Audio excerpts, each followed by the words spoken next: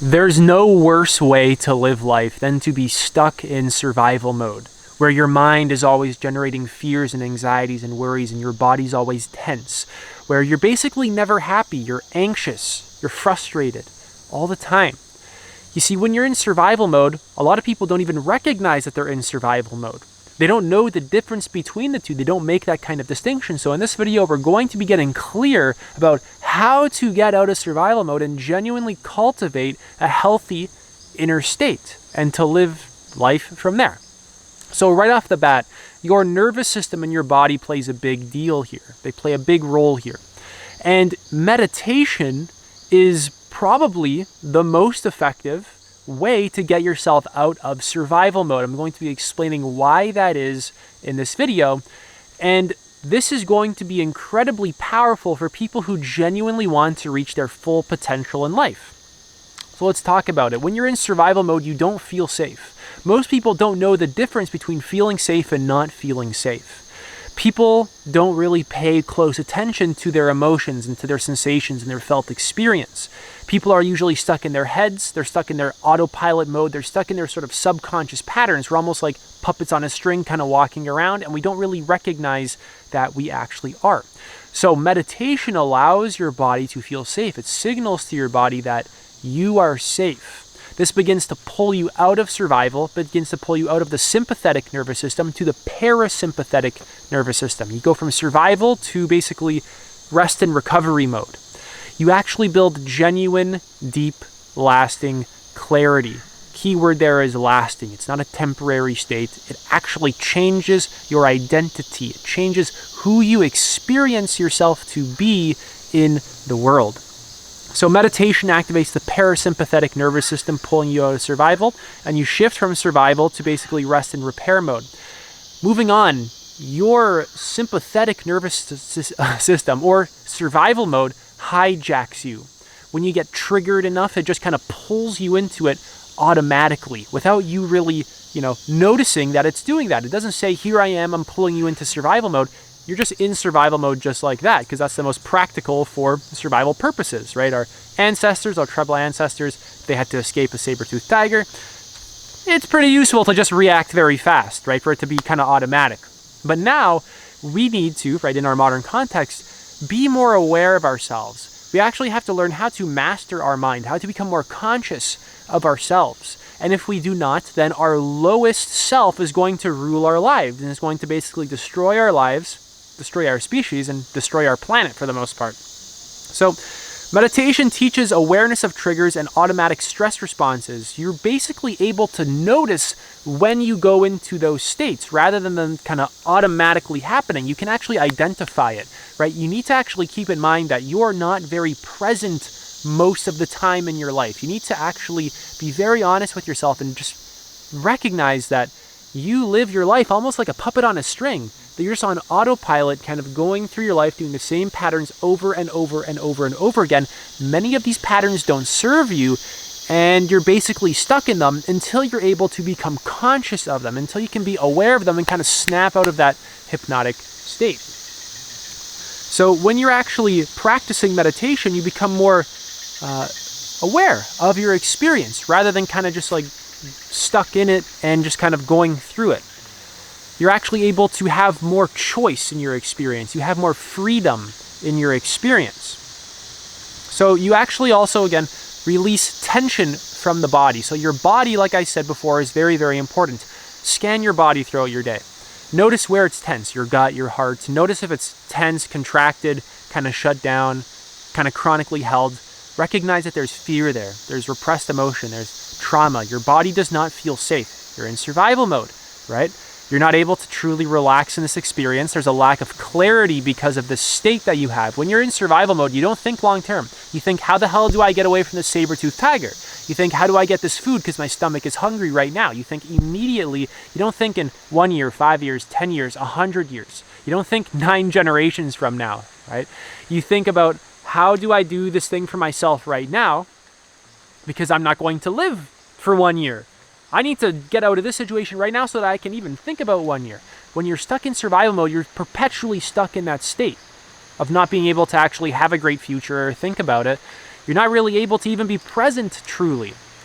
You're basically stuck kind of chronically worrying about things that are going to go wrong, and it's very destructive to your well-being in your life. So you actually begin to release tension stored in the body through meditation because you actually start to feel safe. Body scans and mindfulness meditation help you to notice and just release tension. They get you to recognize that you're being tense all the time and to relieve yourself of this tension. So chronic stress can store in muscles, fascia, right? Fascia is like sort of like connected tissue throughout the body, and organs. You actually kind of hold them there. Recognize that your muscles will be like clenched because you do not feel safe. So meditation makes your mind clearer. It's starting to rain right now. So you start thinking more clearly instead of reacting out of stress. You need to recognize that a lot of the things you do are reaction based. They're not responsive to the moment. They're just kind of like a reaction to the moment without any kind of intentional psychological inner work, consciousness work.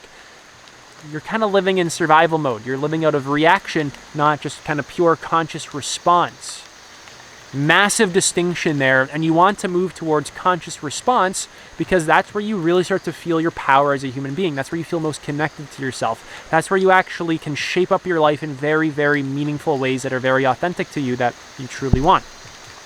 So decisions feel easier and you stop getting lost in your head rather than kind of lost in thoughts all day. That endless thought stream, you're able to kind of get out of it. When you're stuck in that endless thought stream, you're not very clear. You're just lost in thought. By getting out of it, by being aware of it, now you can question it, now you can detach from certain beliefs, you build more awareness, you build more clarity. So when you meditate, your body can actually handle stress now. You become more resilient. Uncomfortable feelings don't disturb you as much because you're able to be mindful and present with them rather than reject them and avoid them and push them away and really repress them for the most part. You can actually handle what's going on inside of you, feel it deeply, and actually build genuine self-compassion and presence inside of yourself. Again, this is a lasting change. This changes who you are at a very, very deep level, especially as you practice over time. So changing old habits is also important. So like I said many times now, we're living life in this autopilot state. So meditation helps us to change habits because it's kind of rewiring our brain, it's rewiring our system, it's healing trauma, it's processing emotions, and a lot of our habits form out of wounding, trauma, emotions, things like this. You rewire your psychology, you rewire your being, you rewire your habits. And those habits that kind of keep you in low vibe, feeling low, things like this, you can actually begin to let them go as you heal. They naturally fall away. So you stop automatically reacting to stress the same way and you start responding more calmly, more accordingly to the present context. And the bad habits that you have, they can begin to fall away because a lot of them are just a byproduct of repressed emotions, trauma, wounds, the pain of unmet needs, etc. So moving on is your fear button when you meditate dramatically reduces, or your amygdala. So your amygdala is a part of your brain that one thing that it does is it detects threats. And when you have this very large and active amygdala, you're always detecting threats everywhere. You're always anxious. You're worried about what's going to happen next. You'd think that the coiled up rope is actually a snake. So when you meditate, that begins to screw off a little bit. That can actually begin to silence a little bit, right? And now you can actually be a bit clearer. Instead of being stuck in threats mode, when there's no threats, when you're in your room or when you're watching this video, instead of there being some kind of threat, you get this strong sense of threat and danger, that begins to decrease. You can actually, instead of react from that, right? You usually get reactive when you're in that space because you don't feel safe. You can relax now. You can make clear decisions. You can have deeper conversations with people instead of maybe reacting to them. Again, you can actually think long term. Your well-being also just is a lot better. So moving on, meditation, like I've kind of hinted, supports emotional healing and trauma healing. Unprocessed trauma keeps the nervous system dysregulated. It remains stuck in your body, and meditation creates a safe space to feel, to observe, and to integrate past experiences, allowing for your system to return to a balanced state that naturally feels whole, that naturally feels complete, that feels authentic, that feels who you truly like who you truly are, because it is who you truly are. Your natural state is just pure consciousness, pure presence, pure wholeness already existing. It's just there's so much layers of conditioning and garbage built up that it kind of obscures your perception of self and reality. So meditation doesn't just help you relax temporarily, it actually heals the nervous system at multiple levels, at a structural level, so like your neuroplasticity, your ability to change and form new patterns, that increases. Your sort of like functional level, your emotional level, your ability to handle stress and trauma, your ability to feel safe, etc. Last point is you need to practice. You need to do it every day, and you need to learn how to actually meditate. You need to practice meditation so that you can actually get to that point. It's kind of like weightlifting. If you never weightlift in your life, you're not going to build much muscle. If you never meditate, you're not going to be very successful at this. So that's it for this video. If you want to work with me one-to-one, you can do so. I'm doing one-to-one coaching where we go deep into all these kind of psychological, spiritual, consciousness-related things. And I'm also doing a school community at the moment, group coaching, where we do basically a lot of the same stuff, but in a community setting. My course is also in there that I'm continuously building. Take it easy.